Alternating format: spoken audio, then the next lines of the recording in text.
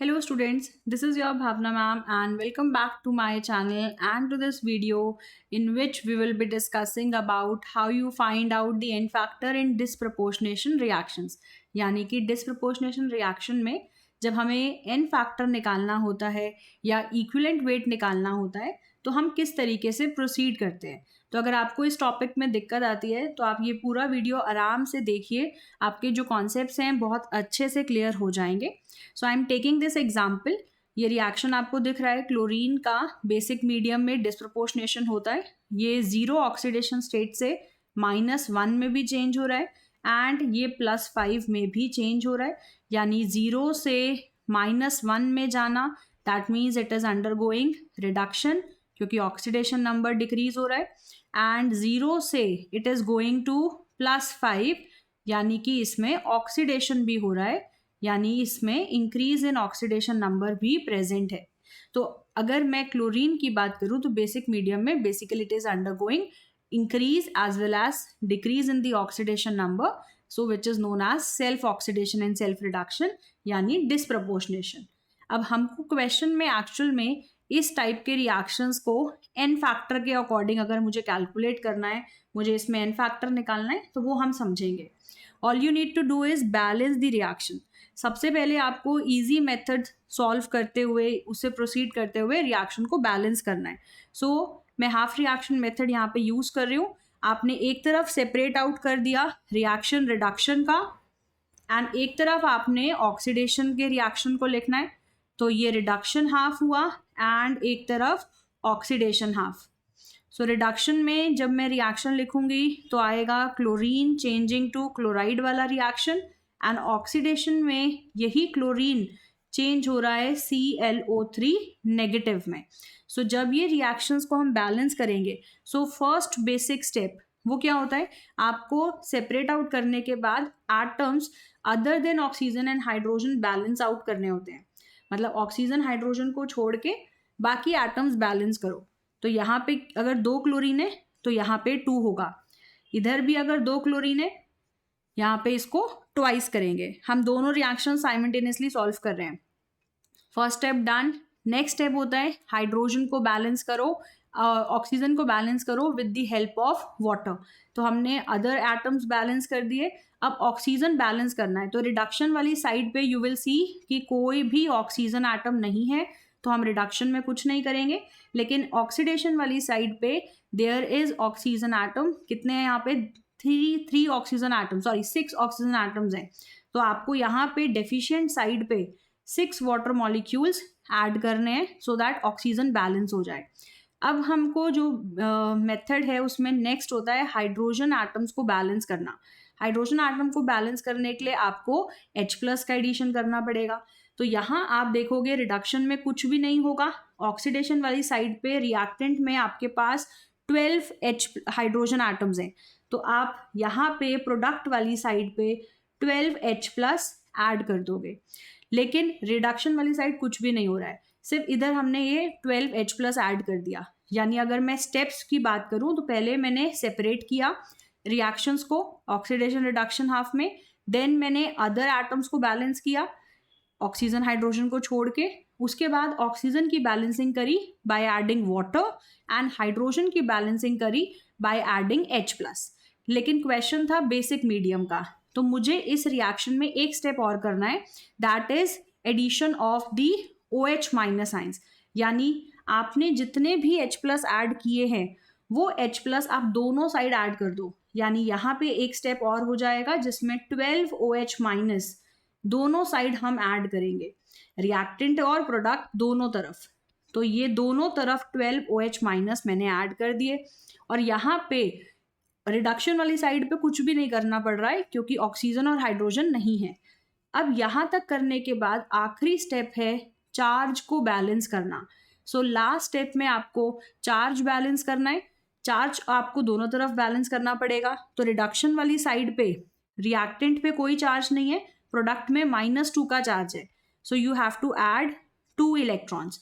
और अगर आप ऑक्सीडेशन हाफ में देखोगे तो आपको यहाँ पे रिएक्टेंट वाली साइड पे 12 नेगेटिव चार्ज दिखेगा, प्रोडक्ट वाली साइड पे आप देखो बेटा 12H+ और 12OH-, ये तो न्यूट्रलाइज हो गए, यानी यहाँ से आपको एक्चुअल में 12 वाटर मॉलिक्यूल्स मिल गए, तो इनका चार्ज मैटर नहीं करता। तो चार्ज आएगा रिएक्टेंट साइड 12OH-, यानी 12- का reactant side, and product side 2- का चार्ज आएगा। बैलेंस करने के लिए आप यहाँ पे 10 इलेक्ट्रॉन्स ऐड कर दो, यानी अगर मैं दोनों रिएक्शंस को कंबाइन करती हूँ, ये इंडिविजुअली पूरे बैलेंस हो चुके हैं, आप यहाँ पे इंडिविजुअल फॉर्म में रिएक्शंस देखो तो ये आपके इंडिविजुअल रिएक्शंस हैं विच आर बैलेंस्ड रिएक्शन। इसमें अगर आप लिखोगे तो ये आ जाएगा chlorine which is Cl2, water आप देखो दोनों तरफ है, इधर 6 वाटर है और इधर 12 वाटर है, तो रिजल्टेंट 6 वाटर चले जाएंगे प्रोडक्ट वाली साइड पे, सो इधर सिर्फ 12OH बचा, ये हो जाएगा 2ClO3 negative plus 10 electrons plus यहाँ पे रिमेनिंग 6 वाटर मॉलिक्यूल्स आप लिख सकते हो। सो ओवरऑल आपने रिएक्शंस बैलेंस कर लिए, ये इंडिविजुअली हाफ बैलेंस हो गए हैं, कंबाइन करके आप कंप्लीट रिएक्शन लिख सकते हो। Now the important point is an factor कैसे निकालना है। जिन रिएक्शंस में डिसप्रपोर्शनेशन हो रहा होता है वहां पे हमें एक फॉर्मूला यूज करके एन फैक्टर कैलकुलेट करना होता है, and what is that formula? N factor overall is equal to n factor oxidation multiply by n factor reduction divide by n factor oxidation plus n factor reduction. ये formula आप use करिए। अब इसमें individual values देख लो। Oxidation वाली side पे n factor कितना है? ऑक्सीडेशन वाली साइड पे एन फैक्टर अगर आप देखो तो कितने इलेक्ट्रॉन्स का एक्सचेंज हो रहा है? फॉर 1 मोल ऑफ क्लोरीन आपको मिल रहे हैं 10 मोल इलेक्ट्रॉन्स। तो आप यहाँ पे ऑक्सीडेशन वाली साइड एन फैक्टर यूज कर सकते हो 10, एंड अगर मैं रिडक्शन वाली साइड एन फैक्टर की बात करूं so for 1 mole of chlorine you are using 2 moles electrons, यानी इसका एन फैक्टर कितना हो जाएगा? 2। तो मुझे ये दोनों वैल्यूज मिल गई हैं, I can use these values. Overall n factor निकालेंगे तो ये हो जाएगा 10 into 2 and 10 plus 2, so your answer is 20/12, जिसको आप सॉल्व करिए तो ये बन जाएगा 5/3। सो अगर एन फैक्टर आपने निकाल लिया है तो इसके बेस पे सारे क्वेश्चंस आप कर सकते हैं। जैसे अगर आपसे इस रिएक्शन में क्लोरीन का इक्विवेलेंट वेट पूछें तो आप यूज कर सकते हैं molecular mass of chlorine divide by the n factor, यानी कि जो भी क्लोरीन का मॉलिक्यूलर मास है उसको आप एन फैक्टर 5/3 से डिवाइड कर दीजिए, यानी ये रेसिप्रोकल होके बन जाएगा 3m/5। क्योंकि कैलकुलेशंस कई बार नहीं पूछी जाती हैं तो डायरेक्टली आप ये ऑप्शन सेलेक्ट कर सकते हैं। अगर कुछ नंबर भी वो पुट करने को बोलते हैं, कैलकुलेट करने को बोलते हैं, you can substitute the molecular mass of chlorine जो कि होगा 71। तो आप इसको पूरा न्यूमेरिकल फॉर्म में भी वैल्यू ग्राम्स में निकाल के बता सकते हैं। Important is this formula. जिन भी रिएक्शंस में डिसप्रपोर्शनेशन हो रहा होगा आप इस फॉर्मूला की हेल्प से निकाल सकते हैं अपना final overall n factor. Oxidation reduction half आपने इस तरीके से बैलेंस करने हैं और ये फटाफट से आप बैलेंसिंग कर पाओगे एंड इजीली आप अपने आंसर को कैलकुलेट करके निकाल सकते हो फटाफट से। अगर ये वीडियो आपको सही समझ में आ रहा है और आपको लगता है कि आपका कॉन्सेप्ट अच्छे से क्लियर हो गया है so do like the video, and एक क्वेश्चन आप यहाँ पे ट्राई करिए। I am giving you this one question that you have to try.